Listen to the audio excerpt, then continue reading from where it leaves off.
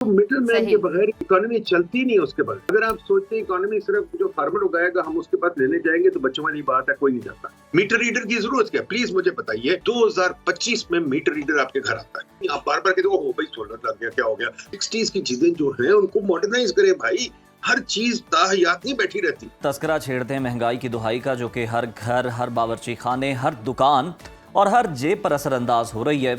इसके बावजूद हुकूमत ने महंगाई की शरह बढ़ने का नया अलर्ट जारी करके लोगों को खौफजदा कर दिया है। गवर्नर स्टेट बैंक ने महंगाई बढ़ने की रफ्तार में इजाफे की पेशगोई की है और ये भी बताया कि आइंदा माह से अफराते ज़र में मजीद इजाफा होने जा रहा है। और ये भी खबरें सुनने को मिल रही हैं कि आइंदा बजट में खाने पीने की चीज़ों में 20 से 40% तक इजाफा हो सकता है, जो कि एक बड़ा इजाफा साबित होगा। हुकूमत का दावा है कि महंगाई की शरह कम होकर 3% के करीब आ गई है। आवाम को इसका रिलीफ मिल रहा है, मगर ज़मीनी हकायक कुछ और कहानी सुना रहे हैं। बाजार जाएं, किसी दुकानदार से पूछें या किसी घरेलू खातून से बात करें तो सब महंगाई की दुहाइयाँ देते नजर आते हैं। वफाकी वजीर खजाना मोहम्मद औरंगजेब ने भी खुद एतराफ़ किया है कि महंगाई में कमी का फ़ायदा आम आदमी तक नहीं पहुँच सका और मिडल मैन इसका फ़ायदा उठा रहे हैं।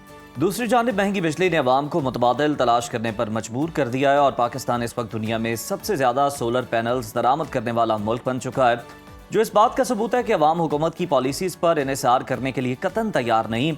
और इसी तरह IMF की तरफ से बिजली के नए मुआहदों पर पाबंदियाँ, कार्बन लेवी की तजवीज़ और बिजली की खरीदो फरोख्त में निजी शोबे को शामिल करने भी आम आदमी की मुश्किलात में मजीद इजाफे का बायस बन सकते हैं। तो नाजरीन, इसी तमाम सूरत हाल पर बात करने के लिए इस वक्त हमारे साथ मौजूद हैं माहिर मईशत नदीम उल हक साहब। बहुत शुक्रिया आपके वक्त का। बताइएगा कि हुकूमत का दावा है कि महंगाई रिकॉर्ड सतह हद तक कम हो चुकी है, मगर गवर्नर स्टेट बैंक ने महंगाई की शरह फिर बढ़ने का अलर्ट जारी कर दिया है। महंगाई कम होने की हकीकत क्या है और इसे बढ़ाने की वजूहात आपको क्या नजर आती हैं? देखिए जी, पहली चीज तो ये नोट करें कि जो CPI है जिससे हम महंगाई मेजर करते हैं वो एक बहुत महदूद बास्केट पे बना हुआ है। उसके अंदर मेरे ख्याल 50 से 60 आइटम्स हैं और वो एक गुरबत की बास्केट बनाएंगे जिसके ऊपर बना हुआ है। उसमें बहुत सारी चीजें नहीं आती, तो इसलिए महंगाई की उसके मेजर करें तो यस कम हुई है, बिल्कुल मानते हैं। बट ये है कि महंगाई पाकिस्तान में कितनी होनी चाहिए वो भी देखने वाली बात है।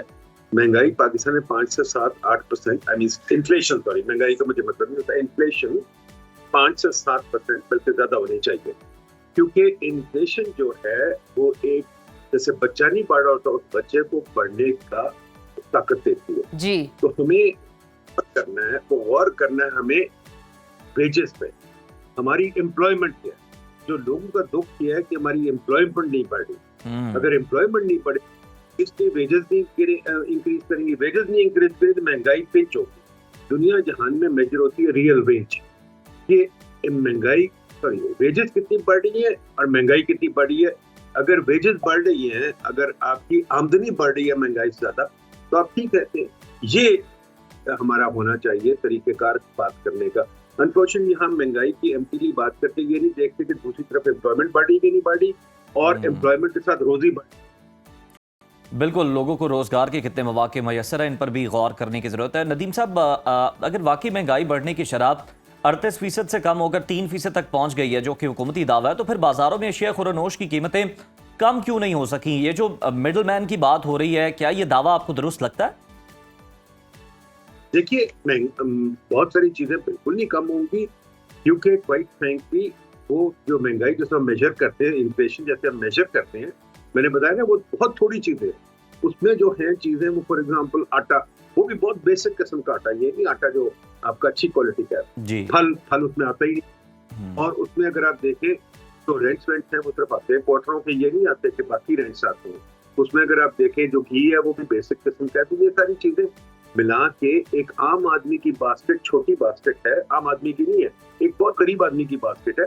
बाकी जो आप लोगों की चीजें, मेरी चीजें, वो तो महंगी होती है, उसके अंदर नहीं आती। बिल्कुल ठीक। अच्छा सर, हमें ये भी बताएगा कि वफाकी वजीर खजाना ने खुद इतराफ़ किया है कि महंगाई में कमी का फ़ायदा आम आदमी तक नहीं पहुंच सका और मिडल मैन फ़ायदा उठा रहे हैं। ये जो मिडल मैन की बात हो रही है, मैं आपसे जानना चाहूँगी, हुकूमत मिडल मैन के किरदार को क्यों महदूद नहीं कर पा रही? ये मिडलमैन की स्टोरी पुरानी हो चुकी है, उनको भी कहें बंद कर दें। मिडलमैन की स्टोरी बच्चों वाली स्टोरी है, पुरानी स्टोरी है। इसको मैं जब बच्चा था तब से ये खत्म हो चुकी थी।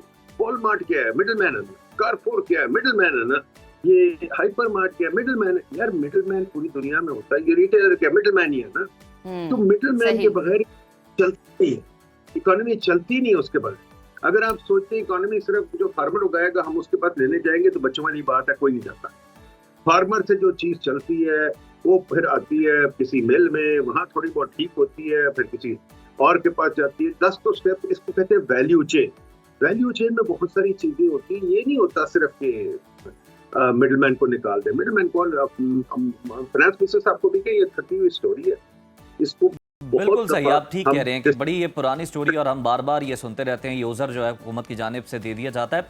सर ये बताइएगा कि महंगी बिजली के बायस पाकिस्तान दुनिया भर में सबसे ज्यादा सोलर पैनल दरामद करने वाला मुल्क बन चुका है। मुल्क में सोलर पैनल का बढ़ता रुझान मुल्क के लिए फायदेमंद है या फिर ये नुकसानदेह? देखिए जी, फायदेमंद तो होना चाहिए, पर अगर आप ये कहते हैं जो पुरानी गलती हमारी, लेकिन सर वो जो हमने मुआहदे कर रखे हैं बिजली के, उनको मद्देनजर रखते हो तो मुआहदे जिनसे किए थे उनको पूछे ना जी। ये देखिए, ये बड़ी बात है। आप मादनियात पे मुआहदे करने में बहुत जल्दी होते हम मुआहदे करते हैं, मतलब इतनी जल्दी होती, किस बात की जल्दी है। मैं जब प्लानिंग कमीशन में था, मैं मिनिस्टर ऑफ प्लानिंग था, मैं रोता था यार मुआहदे में जल्दी क्या है। पहले मेहनत तो कर लो, कुछ तो लो पहले। एक मैं कहता सिंपल बात, एक पेपर तो बना लो, एक पेपर शेयर कर लो एक दूसरे के साथ। एक बात तो सोचो, अगर आपने जल्दी में साइन किए बेवकूफों की तरह, आपने कोल के प्लांट भी लगा दिया, आपने फलाना प्लांट भी लगा दिया, खुद ही इन्होंने इतना बड़ा सोलर प्लांट थार में वहां चोलिस्तान में लगा दिया। अब कहते नहीं हमने उसको खत्म कर देना, उसमें जमीनें बनी। यार रोज रोज पॉलिसी बदलनी एक स्टूपिड बात है, बहुत ही स्टूपिड बात। और अजीब बात है कि आपने जनाब कभी फ्लाईओवर बनाना है, कभी ये करना है। आप जैसे सरीना के सामने फ्लाईओवर बना दिया, फिर उसको बंद भी कर दिया। सही यार अगर इस तरह आप बनानी है, फिर लोगों को कहना है कि लोग अपना दिफा ना करें तो गलत बात है। लोग सोलर को अडॉप्ट कर रहे हैं, कोई बुरी बात नहीं है, करना चाहिए। हुकूमत ने अगर ग्रिड को मेंटेन नहीं किया, कसूर हुकूमत का है। हुकूमत ने अगर आईपीपी साइन, तो हुकूमत का है। हुकूमत को भी तो आप मिनिस्टरों की जब बता रहे हैं कि मिनिस्टर ये कहता है, तो उनको पूछे भाई आपने मुआहदा साइन क्यों किए थे, किसने कहा था आपको करें। आगे को देख लीजिए, सोलर आ रहा है, अगर आप देख नहीं सकते थे कसूर किसका है। लेकिन सर हुकूमत, हम अमूमन यही रवैया देखते हैं कि हुकूमत खुद पे जो है वो जो गलती होती है उसका खुमियाजा खुद नहीं भुगतती, वो आवाम को पास ऑन कर दिया जाता है। पहले जो ये सोलर एनर्जी से जो वापडा को देते थे हम यूनिट्स, उसका रेट और था, लेकिन अब उसका रेट कम कर दिया गया और मुस्तकबिल में भी उसका रेट जो है वो पता चल रहा है कि जनाब मजीद कम करने की तैयारी। देखिए वो इसीलिए हो रहा है कि अपनी गलतियां छुपानी है। ग्रिड को आपको 15 साल पहले ठीक करना चाहिए, आपने नहीं किया। आप बिजली लगा बगैर सोचे समझे आपने पैसे बोरो करके बिजली लगाई आईपीपी के जरिए, अब उनको पैसे नहीं वापस कर रहे। तो आप मीडिया में हुकूमत को तो पकड़ते नहीं ना, आप उनसे पूछते ही नहीं। आप बार बार कहते हो भाई सोलर लग गया, क्या हो गया, सोलर को मारो। हमें सिंपल सी बात हुकूमत से ये पूछनी चाहिए थी, भाई आपके पास इतनी बड़ी प्लानिंग कमीशन है, वो क्या करती, वो काम किए बगैर कैसे चीजें लगा लेती है, वो सोचे बगैर कैसे कर्जा ले लेती है। ईएडी है, ईएडी कोई काम नहीं करती। ईएडी क्यों बैठी है, वो कर्जा लेती है। क्यों कर्जा लेती है? कर्जा लेने पे हम तेज होते हैं, हमें पता नहीं हम कर्जा क्यों लेते हैं। दुनिया में भागते फिरते हैं कर्जा लेने के लिए, और वो गलत जगह लगाते हैं। हमने क्यों नहीं ग्रिड ठीक, हमने क्यों नहीं, मैं ये 20 साल से शोर मचा रहा हूँ, मुझे बताएं, जो कहते हैं लॉसेस हो रहे हैं, मुझे बताएं। मैं 20 साल से कह रहा हूँ मुझे स्मार्ट मीटर चाहिए, मैं पहले पैसे देके बिजली का इस्तेमाल करूंगा, बाद में नहीं करूंगा, पहले पैसे दूंगा। पूरी दुनिया हमारे पास मीटर ही नहीं आने देते, बस मीटर, अभी तक मीटर रीडर बैठे। मीटर रीडर की जरूरत क्या, प्लीज मुझे बताइए। 2025 में मीटर रीडर आपके घर आता है, जबकि सेल फोन में आपके यहाँ कोई मीटर रीडर आता है। यार ये जो तमाशे हुकूमत ने लगाए हुए हैं, लोगों को ना ब्लेम करें, लोगों बेचारों का क्या कसूर। नईम साहब, आप बिल्कुल ठीक कह रहे हैं कि सिचुएशन भी अनक्लियर है और हुकूमत ने अपनी पोजीशन को भी अनक्लियर रखा हुआ है। अच्छा, इस पर अब डिस्कशन कर लेते हैं। सिचुएशन कोई अनक्लियर नहीं है, हुकूमत का दिमाग अनक्लियर है। हुकूमत जो है ना, वो भागती फिरती है, जैसे बंदा नहीं होता जो पागल हो जाता है, इधर भागता है, इधर भागता है। ओ यार जम के काम तो करो कोई थोड़ा सा। जम के हमें नदीम बताओ साहब, क्या आप करना भी ये चाहते हो। प्लानिंग कमीशन में रहे हैं, तो हमें इधर जरा ये बता दें कि प्लानिंग कमीशन फिर अगर कुछ काम नहीं करता तो फिर क्या करता है? मतलब अगर प्लानिंग नहीं करता तो फिर कमीशन पर फोकस होता है, क्या मामला क्या है? मामला बस पैसे बांटते हैं, पीएसटीपी। मैं इस पे किताबें भी लिख चुका हूँ। पीएसटीपी बंद करो, प्लानिंग कमीशन बंद करो। पीएसटीपी जो पॉलिटिकल एक बन गई है चीज, जिसको अब हर बादशाह चाहता है अपनी मर्जी से खत्ते ताजमहल बने, खत्म करें ये चीजें। अब मॉडर्नाइज करें, 60s की चीजें जो हैं उनको मॉडर्नाइज करें भाई। हर चीज ताहयात नहीं बैठी रहती, हर चीज को आपको मॉडर्नाइज करना पड़ता है। सिस्टम्स को मॉडर्नाइज करें। आपकी पूरी हुकूमत फीते वाली फाइलों पे चल रही है। डिजिटाइजेशन रोज सुनते हैं, एक ईमेल नहीं इस्तेमाल करती हुकूमत। जो ईमेल पे काम हो सकता है मीटिंगों में होना है, ठीक है। और मीटिंग में बैठ के चाय समोसे चलते हैं। मीटिंग में क्या काम हो सकता है? काम करता है। पूरी दुनिया ने मीटिंग बैन की हुई है, कहते हैं मीटिंग तब होती है जब काम पक जाए। मीटिंग ऐसे नहीं होती बगैर काम पकाए। कमीशन बना दो, कमीशन क्या करेगी? कमीशन 2 मीटिंगें करके अपना वो जो उसका ख्याल है बता दे कि यार we have to be very, we are not a serious government. यार पहली चीज ठीक हो गया। अब हम ट्रम्प टैरिफ की बात कर लेते हैं। तो ट्रम्प टैरिफ के नफाज से पाकिस्तान की बरामदात को $1 अरब 40 करोड़ के नुकसान का खदशा है। हुकूमत ने अमेरिका से मुज़ाकरात के लिए वफ्द भेजने का फैसला किया है। क्या इसमें पाकिस्तान को कोई रिलीफ मिल सकता है? क्या आपको इम्कानात नजर आते हैं? पहले तो मुझे समझ नहीं आती है फिगर आपने 1 अरब का कहाँ से निकाल लिया। मुझे तो बिल्कुल ही लगता कोई नुकसान होगा, कोई ऐसी बात नहीं है। हमें कोई फर्क नहीं पड़ेगा। ट्रम्प टैरिफ जो है, अब सबको बात समझ आनी चाहिए अगर नहीं समझ आ रही। ट्रम्प एक खिलाड़ी है, एक शातिर है, पोकर।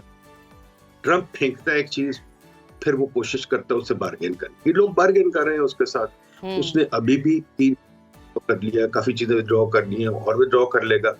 उसने पाकिस्तान का ना वो खिलाफ है ना कुछ करेगा। पाकिस्तान को उसने एक किस्म का वो क्या कहते हैं ड्रावा दिया है। कोई बड़ी बात नहीं है, 29 है, कोई बड़ी बात नहीं है। 10 तो लगेगा ही, शायद 20 भी लग जाए। वो तो खैर हर कंट्री पे लग रहा है, 10% तो वो तो पाकिस्तान पे लगेगा ही। 1 बिलियन वाली बात मुझे तो नहीं समझ आती कहाँ से आ गई है। दूसरी ये चीज है जी कि उसके पास जाके वफद ले जाना, वो ठीक है। बहुत लोगों को शौक है सैरे करने का, मैं अमेरिका जाऊंगा सरकारी एक्सपेंडिचर पे। हम क्या निगोशिएट करने जा रहे हैं? बता दे क्या निगोशिएट। और क्या ट्रम्प हमसे मिलने को भी तैयार है? वो कह रहे हैं 70 कंट्रीज आर रेडी टू किस हिज एस। उसके लफ्ज है, मेरे नहीं। उसने कहा है बाकायदा 70 कंट्रीज आर रेडी टू किस माय एस। वो यार बड़े बड़े मुल्क है ये, वो हम वहाँ क्या करेंगे? हमें तो एक छोटा सा असिस्टेंट सेक्रेटरी नहीं मिलेगा, ठीक है। हमें जो होता है, जो हमें करने की जरूरत है, वो हम घर बैठ के करें। खुदारा इनको रोकें बाहर भाग करना, घर बैठ के करें। सिंपल सी बात मैं आपको बताता हूँ। पहले अपने टैरिफ तो गिराए ना। आपके टैरिफ जो है, आपने टैरिफ के ऊपर रेगुलेटरी ड्यूटी लगाई, एडिशनल कस्टम्स ड्यूटी लगाई हुई है, आपने 1000 चीजें लगाई हैं। हर चीज पे 50% 20% टैरिफ है। फिर आपने कोटे लगाए हुए हैं, आप रोकते, एलसी नहीं खोलते। इस वक्त मैडम दवाइयां नहीं मिलती। मेरी दवाइयां जो मुझे चाहिए, मेरी लाइफ के लिए जरूरी है, वो नहीं मिल रही क्योंकि आपने रोके हुए। आपने गाड़ियां रोकी हुई, आप रोकी हुई इनविजिबली। आप अपना निजाम, इस पे हम लोग लिख लेके तंग आ गए। ये टैरिफ्स हमारी इकोनॉमी को हर्ट करें, उनको नहीं हर्ट करे, हमें हर्ट कर रहे हैं। आप इन कम करें, खुदारा कम करें, खुदारा कम करें, 1000 बारी का कम करें, इनको कम करें। अब यार कहते नहीं इधर से हमने रेवेन्यू लेने, यार बच्चों वाली बात है। जबकि इकोनॉमी को कोई चीज हर्ट कर रही है, आप रेवेन्यू लेना चाहते हैं। आप टैरिफ्स अपने खुद कम करें और दुनिया को दिखाएं। इंडिया में ये हो गया। इंडिया में कल मेरे एक दोस्त ने आर्टिकल लिखा, बड़ा फेमस इकोनॉमिस्ट इंडिया का, सुजीत भल्ला। वो कह रहे हैं इंडिया का एक और 91 मोमेंट आ गया। इंडिया टैरिफ्स कम करने लगा। आप क्यों नहीं कम कर सकते? आपको शौक नहीं है काम करने का क्योंकि आपने दौड़ लगानी है, वॉशिंगटन शॉपिंग करनी है और फिर कहना है हमने किसी से मिल लिया। भाई आपसे कोई नहीं मिलेगा वहां, मेरी बात मान ले, कोई नहीं मिलेगा। और अगर मिलेंगे भी तो चाय पिला के घर भेज देंगे। देखिए, या तो आप जा रहे हैं, आपका होमवर्क क्या आप जाके कहेंगे वहां, दिखा देना, हमें पब्लिक में भी दिखा दे क्या होमवर्क है। वो नहीं दिखाएंगे, हम भागेंगे जाके टेरेस मांगेंगे। भाई क्या मांगेंगे आप उनसे? क्या पिद्दी का शोरबा आपने क्या करना है भाई? आप अपने टेरेस, आप अपनी इंडस्ट्री को चलने दें। आप अपनी इंडस्ट्री को चलने नहीं देते। जो चलने लगता है उसके पीछे पड़ जाते हैं। जो टैक्स के साले रोज तो आप टैक्स बदलते हैं। आपके पास ये भी निजाम नहीं है कि आप टैक्स अपना कांस्टेंट रखें। दुनिया में कोई टैक्स नहीं बदलता। यहाँ हर बजट के बाद टैक्स कभी ऊपर जाता है, कभी नीचे जाता है। टैक्स एक सीसो है, बच्चों का सीसो नहीं होता, कभी ऊपर जाता है, कभी नीचे जाता है। तो भाई टैक्स पॉलिसी सीधी रखो। फिर एक आपने एनओसी और एफिडेविट्स और ये क्या निजाम है?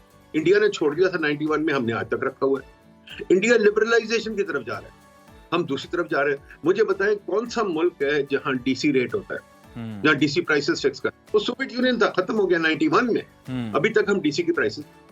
तो मैं आपको कितनी बातें बताऊं, हुकूमत को वहां जाने की जरूरत नहीं, अपना काम कर ले, अपनी इकॉनमी सुधारे, यहाँ बैठ के सुधरती है, बाहर से नहीं सुधरती। बिल्कुल ठीक है। अगर बाहर जाना भी चाहते हैं तो अवाम के पैसों से ही जाना ना, तो फिर अवाम को एड्रेस करें, बताएं होमवर्क क्या है, वहां जाके क्या बात करें, टैरिफ कम करवाएंगे। बहुत शुक्रिया नदीम उल हक साहब आपके वक्त का।